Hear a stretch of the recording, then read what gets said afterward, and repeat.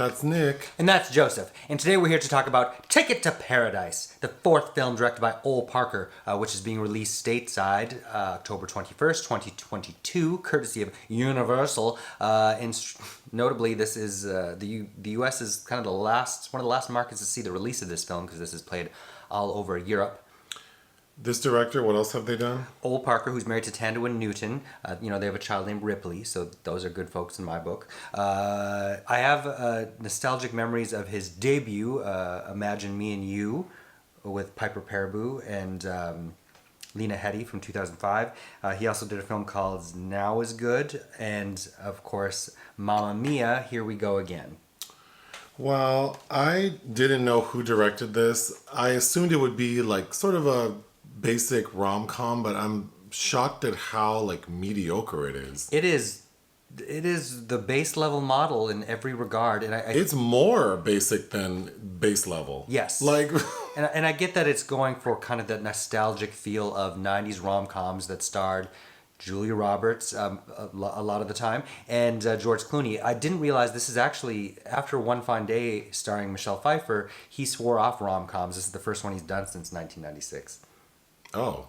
But he's worked with Julia Roberts 5 times previously, and 2 Ocean's 11 films where they also play a couple that's getting remarried. He directed her in Confessions of a Dangerous Mind, and she was in Money Monster opposite him, the Jodie Foster film. The story is that Julia Roberts and George Clooney play a divorced couple. They've been divorced for 20 years. They have a daughter who is graduating school, not quite sure. She says she's going to be a lawyer, but then... We're told that she's going to work for the top law firm in Chicago. But then it's not clear, like, when she took her bar exam, and, like, because after graduation, she's going to Bali for the entire summer with her best friend, Wren. The daughter's name is Lily. So Lily and Wren are going to spend the entire summer in Bali, and then as soon as she gets back, she starts working as a lawyer. But then her friend says that they've been in school for 4 years. I'm assuming it was law school, but... whatever, it doesn't matter. Bar exam, schmar exam, I don't know. While Lily and Wren are in Bali, they are swimming. It's swimming out in the middle of the ocean, like snorkeling, and the boat they were on leaves them. So they're kind of like stranded in the ocean. But there's zero tension because immediately a guy named Gede pulls up on his boat, and Lily and Gede like lock eyes and instantly fall in love. So then we see 37 days later, which I think is funny because the scene where the two friends get stuck in the ocean felt like 47 meters down. Well, I was thinking, God, this could be open water all of a sudden or broke down palace. Well, then, because I was as I was thinking, oh, this is like 47 meters down. Then we see 37 days later. Mm-hmm. George calls Julia, and they're always bickering. Like the first 15 minutes of the film is just them bickering with each other. And we see that Lily has sent her parents an email saying she's getting married. So the two of them fly first class to Bali. They don't live in the same state, so not quite sure why they were on the same plane to get to Bali.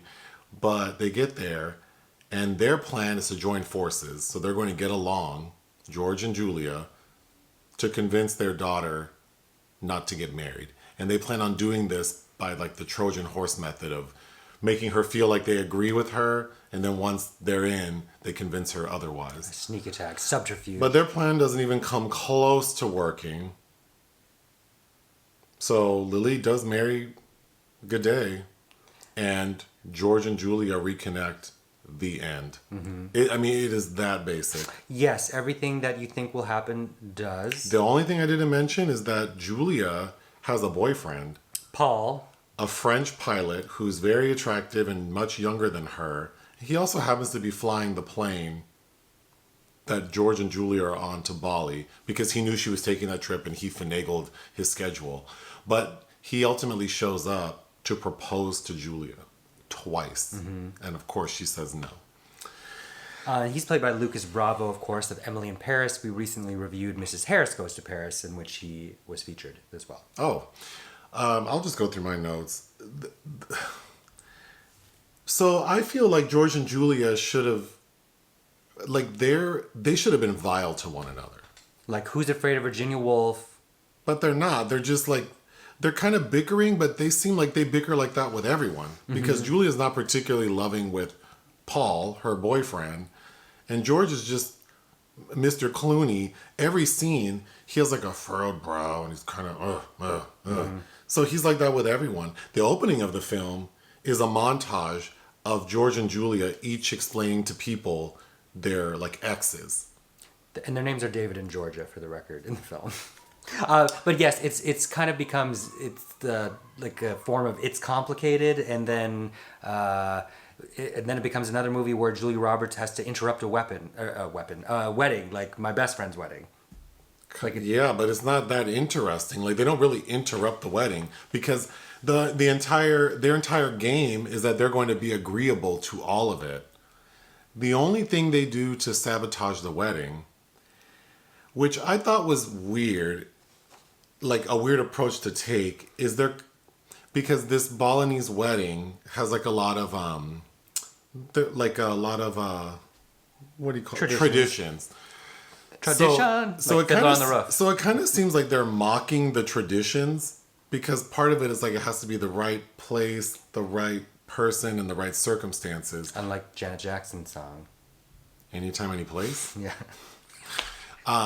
So George and Julia decide that they're going to steal the wedding rings because they're kind of making fun of like, well, these people, if they don't have the rings, they'll like can't call off the wedding. Because it's a bad omen. Because it's a bad omen.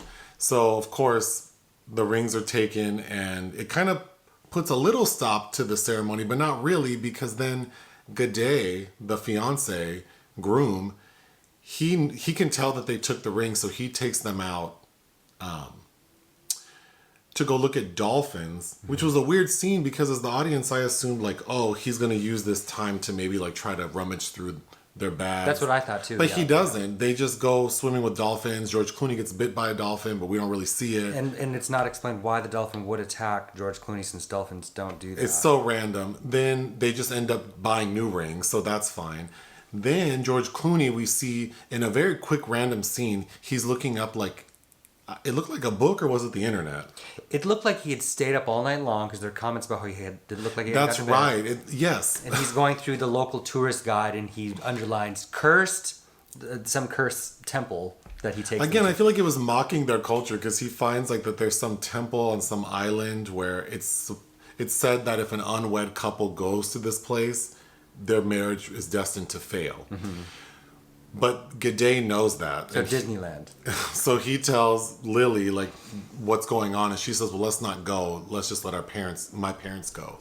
So Julia and her pilot boyfriend go, and that's where he proposes to her. He gets bit by a snake. And while he's doing so, he gets bit by a poisonous snake. And so then we get that scene where she sucks the poison out. Sucks the poison out, and he ends up in the hospital and recovers within like hours.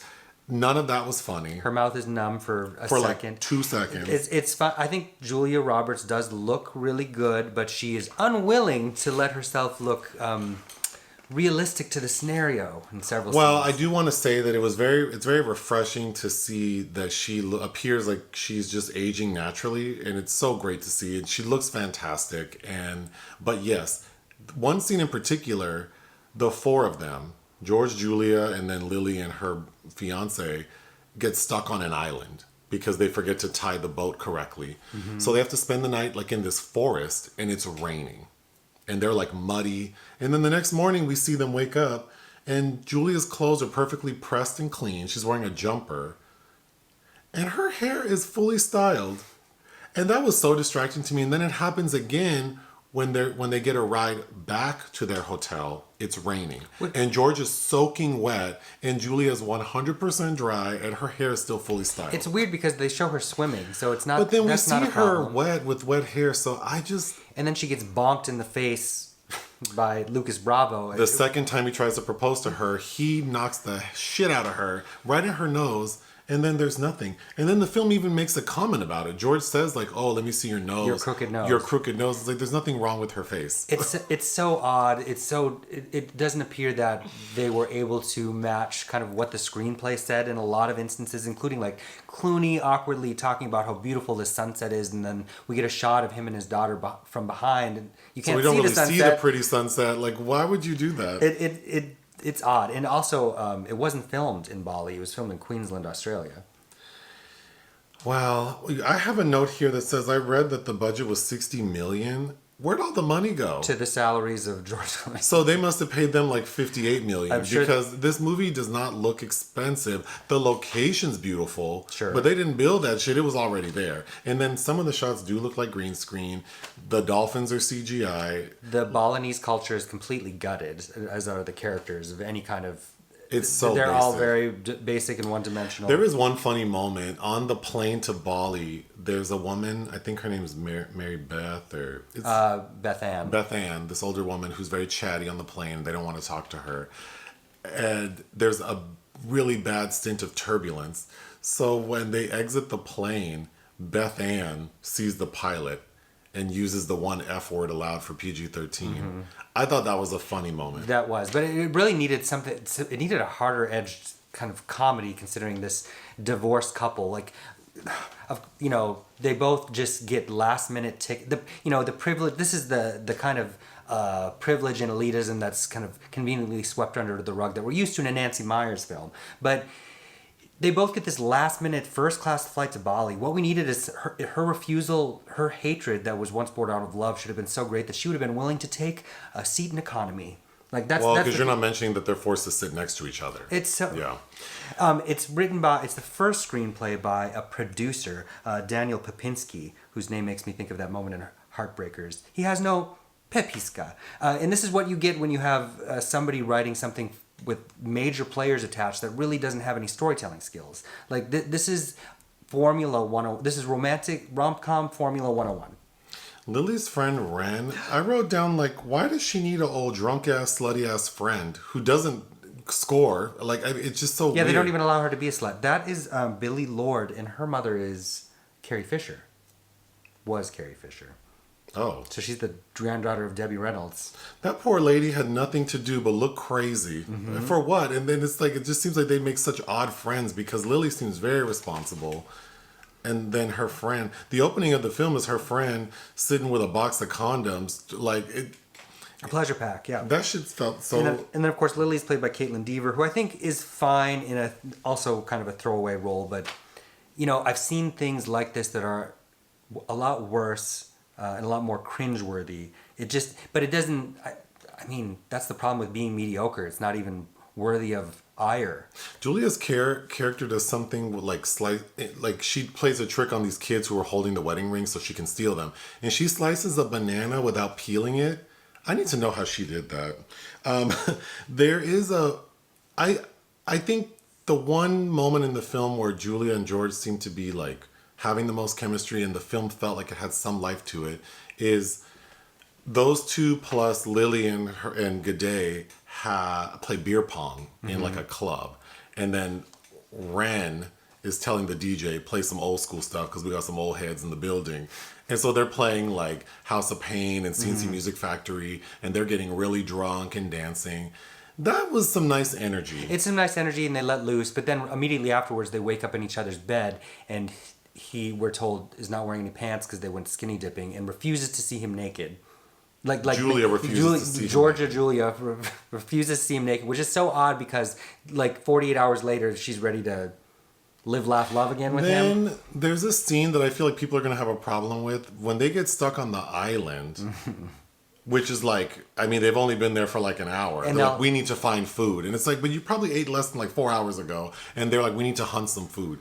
And I thought they were kidding. I thought it was just two guys being like, we got to hunt food, ha ha, because clearly we don't do that shit. And they try to hunt a pig, and they're about to kill this pig when they get interrupted by the other two. I thought that seems so unnecessary. Well, right? Yeah, you can't go. You're not even gonna be there 12 hours, which I find. You can't go 12 hours without killing a pig, and like, what are you gonna do with it? Clean it, gut it, roast it, like.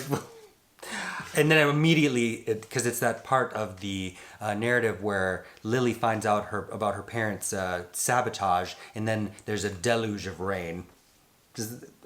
And then, of course, Lily's upset. Like, so your plan was to ruin my wedding, and then she basically tells them, like, well, I'm getting married anyway, and you can show up or not. You can show up or not. There's like no conflict. And no. I get that they're wealthy people. He's an architect, and she's what a an art gallerist or like that. Nobody's mad that your daughter, you presumably paid for her entire schooling, and that doesn't even kind of That didn't bother me because if they're rich, because she's still a lawyer, she still has her education, she might practice law in Bali. That didn't bother me. I just feel like I agree with what you're saying in the sense that like there's no conversation between the parents and the child about their concerns at all. Just as you said after we got out, it's so these people are so unrelatable, and the love that Georgia and David had for each other really is all tied up in property. So it's like, yes, because the story that we're told about how they met and their love, because George is telling Wren, Lily's little drunk ass friend at a bar,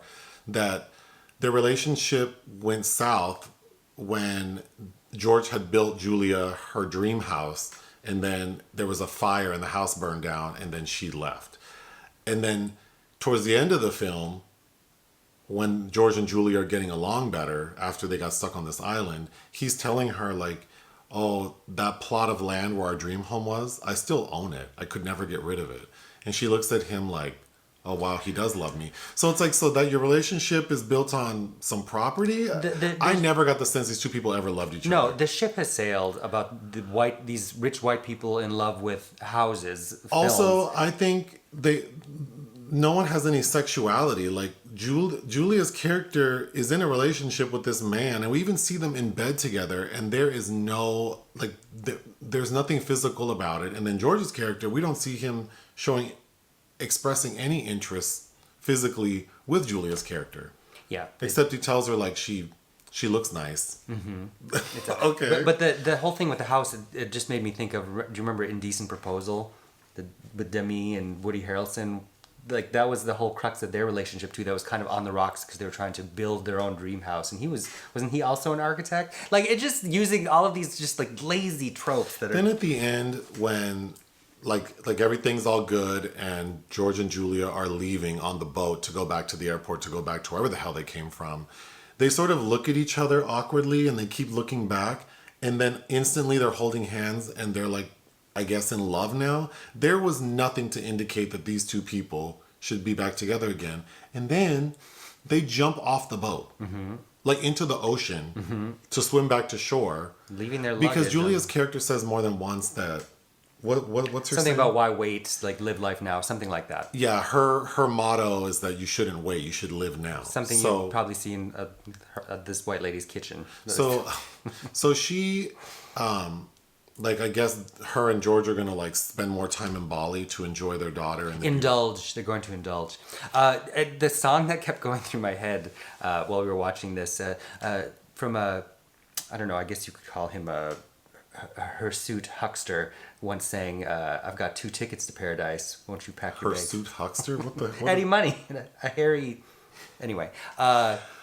Because there's the indication is that there's 1 ticket to paradise, so the solo trip to hell, Paradise Lost. I don't know. That's where my mind was going.